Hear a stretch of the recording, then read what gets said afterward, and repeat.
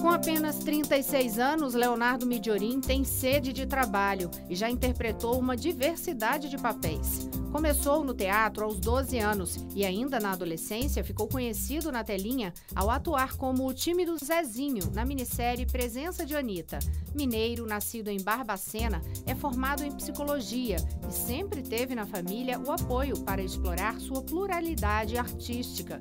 Leonardo se dedicou à música, tocou teclado, violão, já foi líder de banda, se lançou à pintura e teve até programa de rádio. Atualmente está em cartaz em São Paulo com a peça O Louco e a Camisa.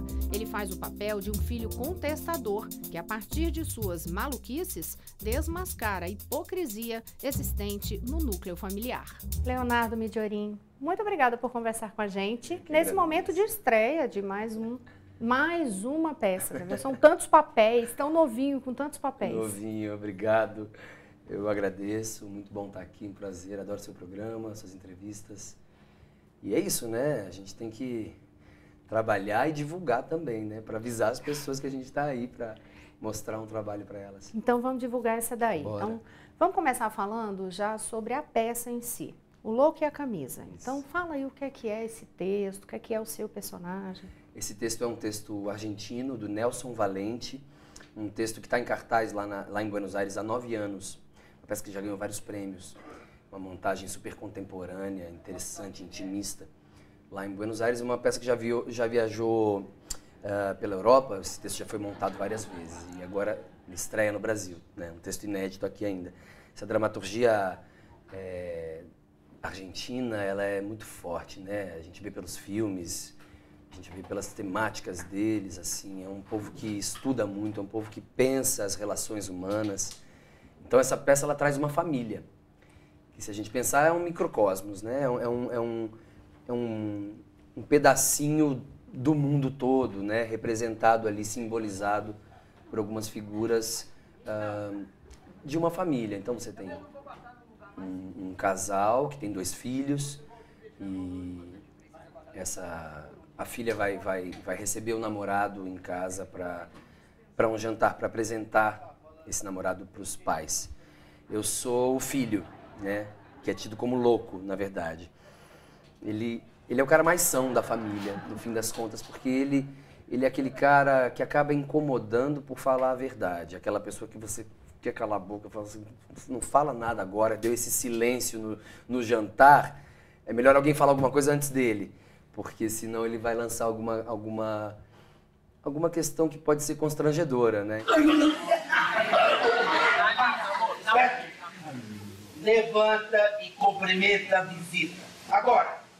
Então a peça se torna uma comédia, na verdade, ela é uma comédia, por tratar dessas questões, relacionamento humano, né? Em diversos níveis, assim, mas dentro de uma família em que algumas questões não podem ser tocadas, né? Algumas questões a gente prefere às vezes deixar de lado, algumas questões, e esse cara ele vai trazer à tona alguns assuntos que ninguém quer saber. Vai na ferida ali, vai cutucar, vai cutucar. Então, toda família tem, né? Não é verdade? Acho que simboliza um pouco assim o próprio artista no mundo, né? Que tem um senso crítico, que tem uma opinião, que vai falar aquilo que precisa ser dito, que está todo mundo vendo, mas ninguém quer comentar, aquela poeira debaixo do tapete, né? Que a gente às vezes coloca e fala, não, ninguém vai ver isso aqui, vamos lá. E esse cara é o cara que fala, não, tá sujo, né? Não tá tão limpo assim quanto parece. Então acaba que a gente se identifica muito com essas figuras, né? E vai ser um prazer estar de novo em cena com a Rose Campos, que eu amo de paixão mesmo. Já fez Minha Mãe numa outra peça, que também a gente fazia uma família, nesse caso eu fazia 2 filhos dela, na peça La Mama. Nesse espetáculo La Mama, que no caso foi uma produção minha, eu trabalhei com a mesma empresa que eu estou trabalhando agora, que é a Nectar Cultural, que são meus amigos, meus parceiros. E a Priscila Skeff, que está no elenco, faz a minha irmã no elenco, ela que foi para Buenos Aires pesquisar esse texto, assistiu, pensou em mim, me ligou, e na hora eu topei e falei, vamos fazer. Pois é, eu tinha essa curiosidade, como é que tinha chegado isso? Se era um papel que você tinha escolhido ou que te enxergaram imediatamente nele? A Priscila me viu ali, né? me imaginou fazendo com ela esse texto e imediatamente me ligou, eu topei e a gente começou a pensar como viabilizar isso. Então a gente está estreando no Teatro Porto Seguro, com apoio da Porto Seguro, que está viabilizando esse espetáculo, essa temporada de 1 mês, só 1 mês, gente, aqui em São Paulo, mas a gente deve viajar com a peça, deve voltar em outras temporadas também.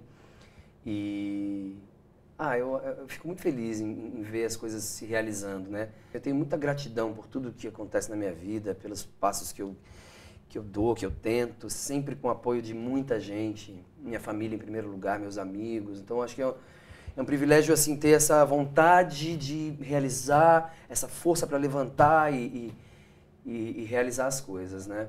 Mas privilégio tudo com muito suor, entendeu? Claro, assim, sempre batalhando muito, estudando muito, pensando lá na frente, né? Eu estou projetando coisas para daqui 2 anos, porque o mercado exige isso, a gente tem que tem que prever as coisas, né? Eu digo que produzir é você prever as coisas, né?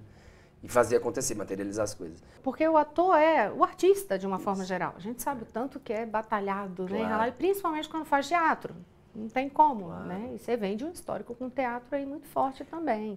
Eu comecei a fazer teatro com 12 anos, né? Antes disso eu tocava teclado, violão com a minha mãe, pintava, sempre gostei de pintar, gosto de pintar até hoje, mas é um hobby. Então assim, artisticamente eu já explorei todas as áreas. Já tive banda, já escrevi, já tive programa de rádio, com entrevistas também, assim, o trabalho que você tem para estar aqui, toda a pesquisa que você tem que fazer. Então é uma vida estudando e se dedicando me dedicando ao meu sonho e ao outro também, assim, ao compromisso que eu tenho com as pessoas, com o público, né? Penso que entrar em cena é um risco muito grande, porque tudo pode acontecer e ao mesmo tempo você tá entregando algo para as pessoas, né? Algo seu para as pessoas. Como é que é essa tua preparação? Principalmente quando você vai para um trabalho com um personagem como Sim. esse, você vai ter que ter um emocional jogado ali em palco muito forte. Isso é um trabalho que você aprende também, você desliga do mundo lá fora e se concentra naquilo, então é uma questão de foco e de atenção. O artista ele precisa muito dessa questão, ao mesmo tempo que ele precisa viajar na maionese, pensar, né, nesse mergulho, nessa introspecção, ele também precisa ter foco, precisão, decisão para realizar, né? Então é um paradoxo, eu acho, assim, a vida do artista, que ao mesmo tempo que você precisa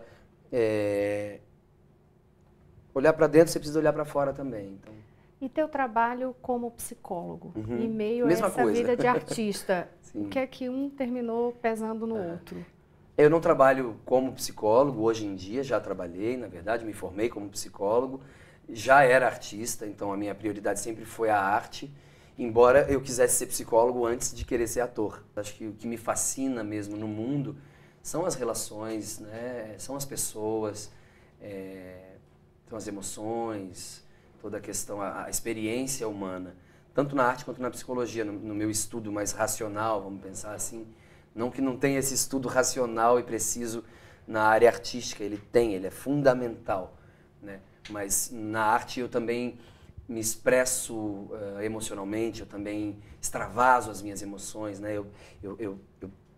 Enfim, transformo a mim mesmo primeiro e com essa transformação eu posso vir a transformar alguém, né? A pessoa vai ao teatro, vai numa exposição, é um processo dela, interno, né? De se afetar com aquela expressão.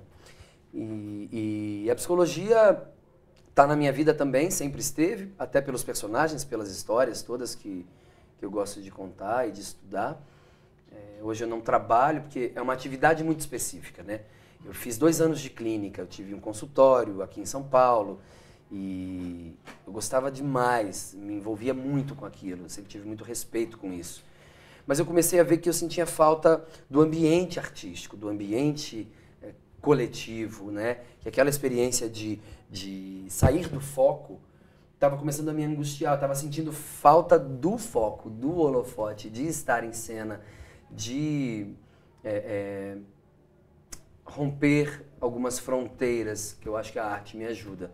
Gosto muito do Jung, de tudo que ele fala, todo o estudo dele, e vi que assim, não é para agora. Eu ainda tenho uma ansiedade muito grande em realizar coisas fora do consultório e coisas para mim, né, que eu tenho a chance ainda de conquistar, de buscar. Então, eu encaminhei todos os pacientes, né?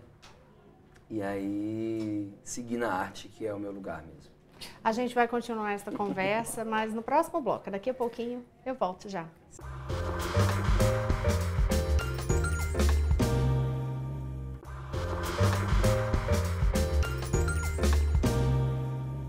Estamos de volta. Hoje eu converso com Leonardo Midiorin.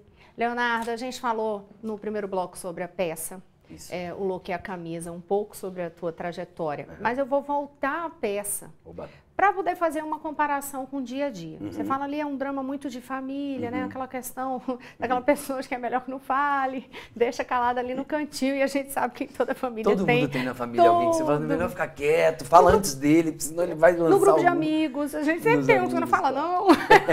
Tem uma coisa assim. Sempre manda uma bola fora. Só que é um período de super exposição, né? Então, assim, como é possível calar? Porque aí também tem várias pessoas que falam, principalmente redes sociais, mas são pessoas que falam e ninguém sabe nem o que está falando. Como é que é a tua relação com isso? Com esse expor o falar? Estou pensando, falo.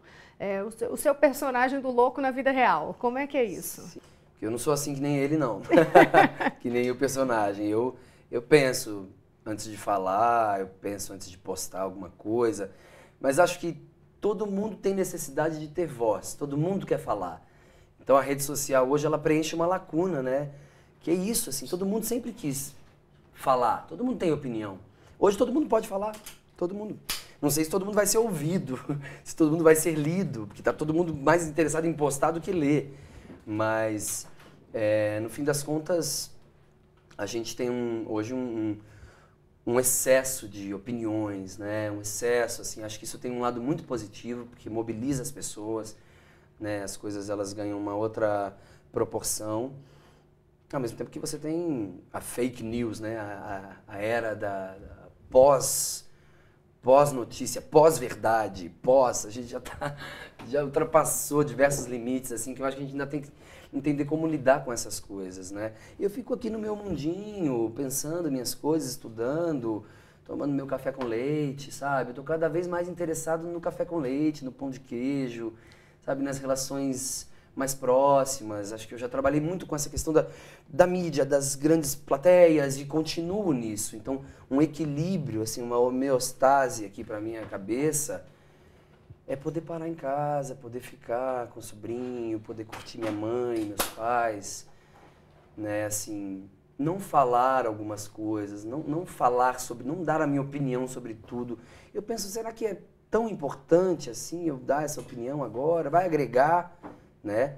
No caso do louco da peça, voltando à peça, ele está tentando salvar uma família que está se afundando, né? Não digo nem numa mentira, mas sim, em mentiras, né? Mentiras, mas... A não verdade. A não verdade, pois é. Já que a gente está num período das pós-verdades. Mas pensa comigo aqui, se somos nós dois aqui numa relação e a gente quer mentir um para o outro, e existe um acordo tácito né, vamos dizer, indulgência aqui, por que o outro tem que chegar e apontar e falar, olha, isso não é verdade? Tem sempre alguém para dizer que o rei está nu. Então é isso, eu acho que eu sou a favor também da verdade, eu sou a favor da clareza das relações, né? Claro que ali a gente está falando de uma família, então é um filho criticando um pai e uma mãe. É um filho, é um irmão criticando a irmã e esse namorado que quer entrar. Ele está criticando o quê? A falta de humanidade nas relações. Ele está criticando a falta de caráter das pessoas, né? E isso eu acho que tem que ser apontado mesmo. A internet está aí para as pessoas falarem sobre isso, para não deixar passar o político que está ali na esquina fazendo alguma coisa. Se eu enxergo aquilo, eu vou lá e falo, pô, não está certo. Né? Ver um cara batendo numa criança, numa mulher, não está certo. Então, se eu hoje posso falar isso, eu acho importante. Tem uma frase do Brecht, que até o Elias Andreato, nessa montagem, a direção é do grande Elias Andreato, e o Elias trouxe essa frase do Brecht, que ele fala assim, para que dizer o seu nome? Só vai servir para as pessoas te apontarem. Eu fiquei tentando entender essa frase, assim. Então, às vezes, vale mais, assim, escute primeiro, presta atenção primeiro, né? Assim, por que aquela pessoa está falando aquilo? Por que ela está agindo daquele jeito? Então, acho que a psicologia ela também me ajuda nesse sentido de ter uma escuta atenta, né? De entender que, às vezes, a pessoa está numa atitude ali por uma necessidade interna dela, por uma questão que é dela que, às vezes, ela nem sabe que tem outras questões ali. Então, é muito interessante ver, porque o ser humano é o mesmo, né? Seja em qualquer cultura, assim, a gente tem diferenças, mas a gente é ser humano. Então, todo mundo tem as mesmas questões universais. E aí, voltando para a arte ela se torna muito potente quando ela acessa essa questão universal, humana, quando ela toca num ponto que é de todo mundo, sabe? Todo mundo nasceu nesse mundo. Todo mundo vai morrer nesse mundo. São questões que perpassam a experiência humana. E aí, quando a arte ela toca num ponto desse, ela se torna grandiosa. Porque assim, não está falando só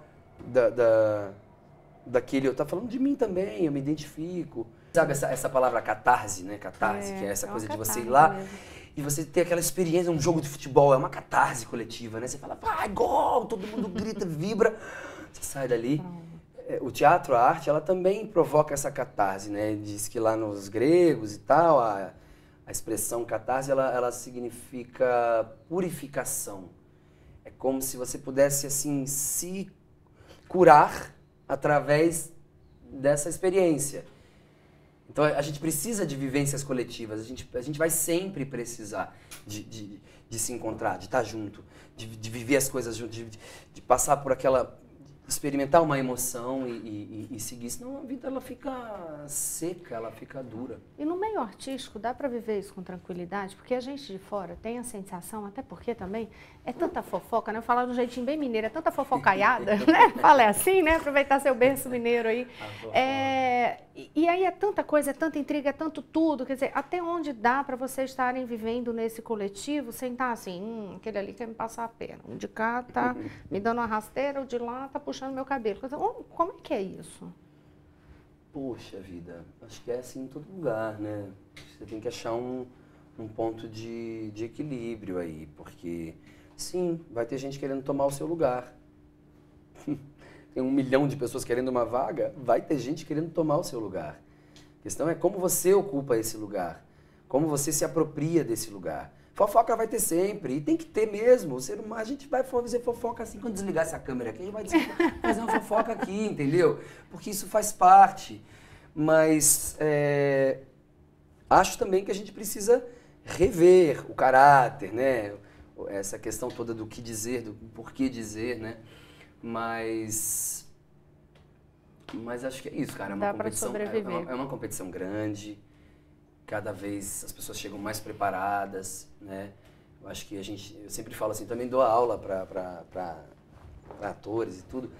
Eu sempre penso assim, eu digo para o pessoal que está começando, como é que eles podem entender as próprias qualidades, as próprias características e investir nisso, né? Não adianta você tentar ser igual àquele ator, àquela atriz, porque aquilo é dele, né? Então, acho que assim, se espelhar na trajetória, entender os processos, né, daqueles atores, daquelas pessoas, aquelas figuras, mas achar o que é seu, que é isso que me interessa no teu trabalho, é o que tem de você nisso. Porque entrevista todo mundo faz, mas a sua entrevista, a entrevista que você pode fazer, Rosiane, é isso que me interessa. Só você pode fazer. Só você tem essa voz, esse pensamento, esse preparo. Só você vai conseguir, tem essa energia. Então, acho assim, o que eu tenho que é meu e é nessa base que eu vou trabalhar e me entregar no meu processo, né? Então, assim, competição tem em todo lugar, fofoca tem em todo lugar, intriga, a questão é com o que você se envolve. Você consegue lidar com isso bem? Eu também já tive momentos de ficar muito preocupado com alguma coisa ou com outra. Você vai fazer um teste, mas eu sempre tento me preparar assim, cara, se for meu, vai acontecer aqui, vai ter uma química que vai acontecer, né? Eu lembrei de uma frase do Guimarães Rosa, porque eu também estou fazendo um outro projeto que se chama Grande Sertão Veredas, direção da Bia Lessa, Eu fiz uma temporada em São Paulo e Rio, agora a gente viaja, então eu estou conciliando esses dois projetos. O Guimarães Rosa tem uma frase do Riobaldo que ele fala assim: eu quase que não quero nada de tanto que eu só quero tudo. É tão bonito isso, né? E eu estou falando isso para dizer que assim, eu já fui muito mais ansioso, eu já tive muito mais medo do que eu tenho hoje, eu já quis tudo, tudo, tudo, tudo. E aí eu quase que não quis mais nada, porque essa ganância que vem dessa criança interna que quer tudo, dessa criança que quer atenção, dessa criança que está lá atrás, mas está aqui ainda, né? Todo mundo. Então, assim, procurar entender que não vai dar para falar tudo nessa entrevista. Sim. Não vai dar para fazer tudo nessa vida. Eu não vou conseguir transmitir tudo que eu gostaria de transmitir para vocês agora. Então, tem algo que é do silêncio. E o Guimarães Rosa fala de novo, o senhor sabe o que é o silêncio? É a gente mesmo demais. Cara, isso é tão profundo, né? Hoje você consegue lidar bem com o seu silêncio. O café com leite, pão de queijo, esperar um bolo ficar pronto. Isso é uma experiência que eu não conseguia, não tinha. Eu nunca consegui cozinhar, por exemplo. E um dos meus propósitos de vida é aprender a cozinhar. Opa, aprendi a fazer refoga, não sabia o que era refoga. Faz uma refoga, cara, eu não entendi o que era isso. Pô, cortar uma cebolinha, cortar um alho, botar ali azeitinho e tal. Você vê aquela alquimia acontecendo. Pô, eu tô achando isso muito mais legal do que um monte de outras coisas aí, viu, gente? Mas eu não posso deixar também de falar de tantos personagens que você já fez. Sim. E começando ali em Anitta, né? Presença de Anitta. Então, presença de Anitta já tão exposto. Como é que foi aquilo já tão de começo para você? Foi incrível, foi incrível. Um baita medo também, uma baita ansiedade, um medo de errar, né? Mas assim, a gente tem que errar, senão você não vai aprender. O caminho ele é feito com os erros também. Ali foi um acerto, né? Mas no fim das contas, assim, eu estava preparado para aquilo, sabe? Por quê? Porque eu vinha estudando na escola, né? Desde os 12 anos fazendo teatro, então eu entrei para uma escola profissionalizante em Curitiba. Assim, eu sou filho de militar, só um parênteses, então eu morei em vários lugares. Aí comecei a fazer teatro no Rio e me formei em Curitiba. E antes de me formar como ator, eu já estava trabalhando na TV. E isso foi um passo depois do outro que foi acontecendo. Então, de certa forma, eu estava preparado para aquele momento, para aquela exposição toda. Claro que assim, exposição, ninguém aqui no Brasil está muito preparado, ou até 5 anos atrás, 5 anos atrás, preparado para uma exposição em massa, né? Assim, para essa comunicação toda, a gente vai sendo a gente mesmo ali e vendo como resolver as questões que se apresentam. Mas acho que eu estava preparado internamente, pela família que eu tenho, né? Meus pais, assim, muito pé no chão. Eu acho que tão pé no chão que eu até não curti tanto o sucesso. Foi muito pé no chão mesmo, assim. E foi bom demais, foi incrível, assim, sou extremamente grato a esse personagem. E ele era de Barbacena, eu sou de Barbacena, olha que coisa, eu falo assim, caramba, pera, não é possível, o personagem é de Barbacena, eu também sou. Umas coincidências da vida, assim, tem um mistério, que é isso que me fascina nisso tudo, assim. Parafraseando Shakespeare de novo aí, mais uma coisa. Preparei um monte de frase para trazer hoje. Não, fala aquela coisa do Horácio, né, que fala para o Hamlet que existem mais coisas entre o céu e a terra do que julga a nossa vã filosofia. Eu acho que é um pouco isso também. E agora, qual foi o personagem mais difícil seu até hoje? Um dos projetos mais difíceis que eu enfrentei foi o Grande Sertão Veredas. Pela proposta da Bia Lessa, pela proposta do Guimarães Rosa, né? Pela literatura transposta para o palco. Um trabalho que exige uma disciplina física, emocional, mental muito grande. São 2h30 de espetáculo em cena, ninguém sai de cena. É muito físico, a gente faz planta, bicho, homem. A gente é tudo ali, naquele sertão do Guimarães Rosa. E aí eu acho que, assim, em termos de dificuldade, no sentido do empenho, da dedicação, né? Nesse sentido. Eu amo essa profissão, eu amo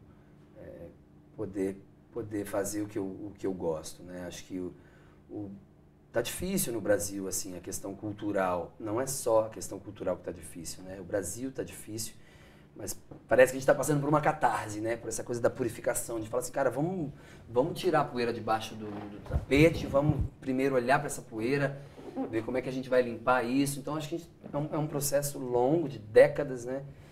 E acho que a cultura está vivendo um período muito difícil de desvalorização, que eu acho que tem a ver com a desvalorização do ser humano mesmo, né? Então uma atividade humana, ela acaba sendo desvalorizada. A máquina tem mais prestígio hoje. Mas a máquina não dá um abraço. A máquina não, entendeu? Não sente o gosto das coisas, não experimenta o silêncio compartilhado. Então eu acho que a gente precisa rever mesmo. E aí é uma questão cultural, uma questão de longa data. Então acho que assim, eu estou começando a ver que o que eu faço tem valor. Tem valor. É uma pequena contribuição, né? Mas ela tem um valor, sabe? Nesse todo, assim. Então eu estou parando também de me desvalorizar, de me menosprezar, de falar, não, isso aí que eu faço, qualquer um faz, qualquer um vai lá, decora um texto e faz, mas não faz do meu jeito, não faz com o meu olhar, não tem a minha visão, não tem a experiência, não passou pelas dificuldades que eu passei para estar aqui, né? Eu estava falando sobre medo com uma grande amiga minha e assim, eu gosto de pensar que só tem coragem quem já teve medo. Então o medo ele se transforma na coragem, na medida em que você vai caminhando. A minha fala é através da arte, é através dos meus personagens. A bandeira que eu levanto é a bandeira humanista, né? De agregar, não de segregar. Tá na hora da gente se mexer e fazer um mundo melhor mesmo. Leonardo, muito obrigada. Já acabou a conversa. Acabou, porque eu não paro de falar também. Já acabou. Mas olha, aí a gente entende mais ainda conversando contigo aí, porque tua paixão também pela psicologia. Que é justamente isso. Aqui a conversa, pode ter certeza, eu não tenho a menor dúvida de que quem está assistindo pegou muitas das suas mensagens e vai refletir hoje. Pra gente foi uma delícia. Muito obrigada. Eu adorei o papo. Muito obrigado, gente. Venham me ver no teatro, poxa vida, dá um abraço no final, entendeu? Tira uma selfie, posta, mas o legal é a gente tá junto, a gente tá perto e sempre promover o encontro. Acho que isso é o principal, né? Não o isolamento, não a segregação, mas o encontro.